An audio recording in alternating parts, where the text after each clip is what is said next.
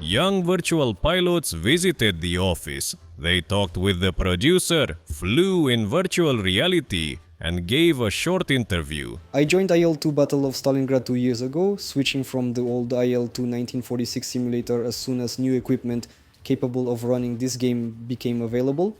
I wanted to master something more complex than the old one, to learn to fly not just with bots, but also in multiplayer, to master the aircraft available in the game, to buy all these aircraft to see, because the development of the Battle of Stalingrad, naturally, it is on a whole different level compared to the original IL-2 of 2001.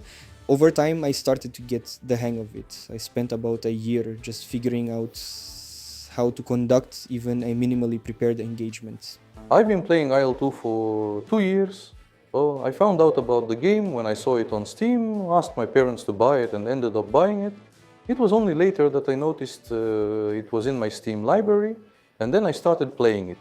I learned about the game from my father, who had been flying the old IL-2 1946 since 2002. He bought a CD with this game and bought his first joystick. At the age of 4, after seeing all this, I decided to try it too. And I was immediately hooked by this element of aerial combat, especially the full mechanization of aircraft control.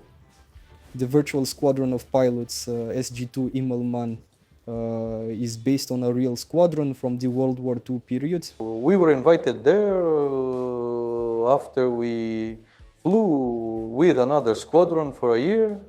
Victor and I were such a free pair.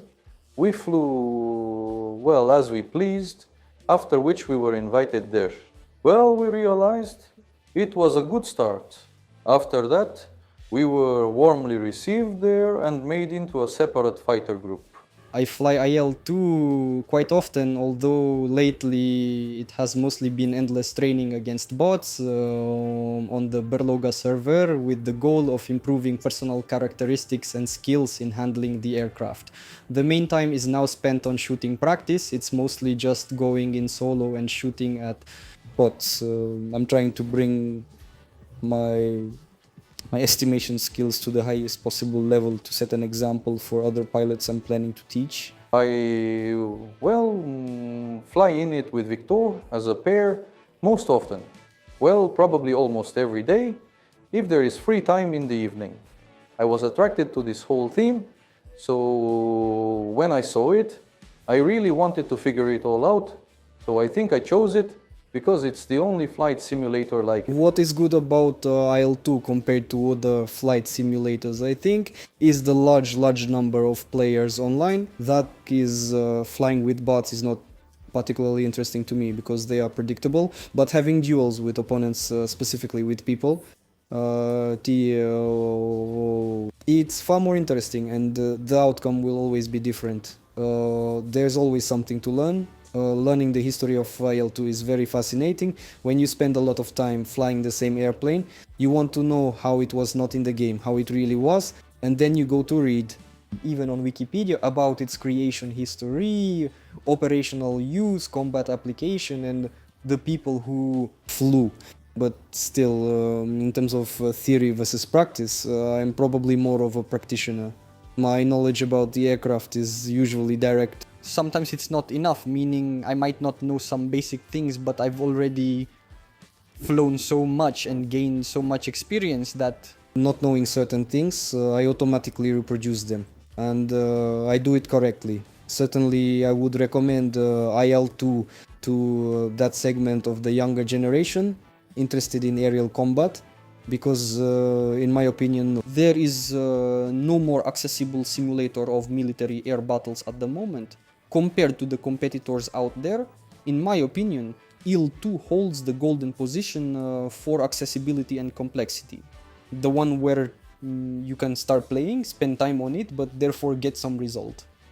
This result will always be different depending on the situation, of which the game can create a huge variety. Probably still Battle of Stalingrad. Yeah, the control there is definitely better for because sure. at the moment it is the most popular and it has the most online presence. Yes, and we are accustomed to it. We hope that first of all people will play it that there will at least be a base for mastering the airplane, for learning and finding practical applications and discovering non-standard uses. At least it will become a monopoly in its field again. I haven't encountered games about Korea yet. There were just 2 planes in Digital Combat Simulator, and that's all, without a map. So I think this will turn out like the Battle of Stalingrad. So yes, I think IL-2 Korea will do very well. Well, just like with Great Battles, I expect a lot from it. And I would really be interested in flying jets for real. The experience of strategic bombers is interesting. Let's try to come up with a new tactic at least. It's also amusing. And in general, to manage slightly later jet engines and how they are implemented at a higher level rather than in great battles. That's also interesting. To step away a little from the topic of piston engines, to try something new.